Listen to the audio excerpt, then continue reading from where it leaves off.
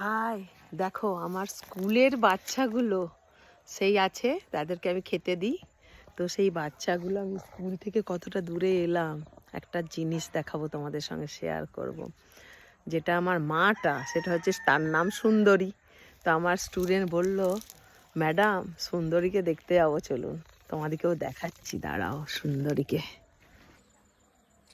সুন্দরী, ও বাবা তুমি কি সুন্দর ঘরটা করেছো গো, ছানাপুনাগুলোকে নিয়ে কি সুন্দর ঘরটা করেছো তো। তোমার ছানাগুলো কি সুন্দর হয়েছে, কুচু কুচু কুচু কুচু। বলি বলে একটা ধপধপে সাদা। তোমরা সব স্কুলে থাকবে, আমি তোমাদেরকে খেতে দেব। হ্যাঁ, তোমাদেরকে পড়াবো, ভালোবাসবো।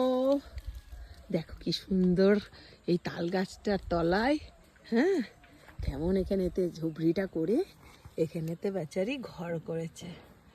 আমার বাড়ি থেকে তো স্কুল অনেক দূরে, তাই আমি আমার পাড়ার মানে স্কুলের পাড়ার বাচ্চাগুলোকে বলি যে কি করতে, ওদেরকে একটু খেতে দিতে। এর পূজা দেয় না? কখন খেতে দিয়ে যাস? যখন পুকুর আছে। হ্যাঁ, বাহ। আর সুন্দরী স্কুলে গেলে, কালকেও খেয়েছে, কালকেও আমার কাছে যে খেয়ে এসছে ভাত। সুন্দরী, উলে বাবালে, উলে বাবালে, মাগো তোমাকে বাঁচাতেই হবে বাচ্চাগুলো। আমরা একটা টিম তৈরি করব, ঠিক আছে? ও দেখ কেমন করে আছে, উড়িয়ে বাবরে, মায়ের কোলেতে ঘুটে। 1 2 3 4 5, হ্যাঁ রে 5টা।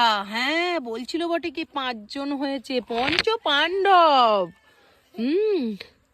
ওরে বাবারে, তার ম্যাক্সিমাম ছেলেই হয়েছে না? বাহ।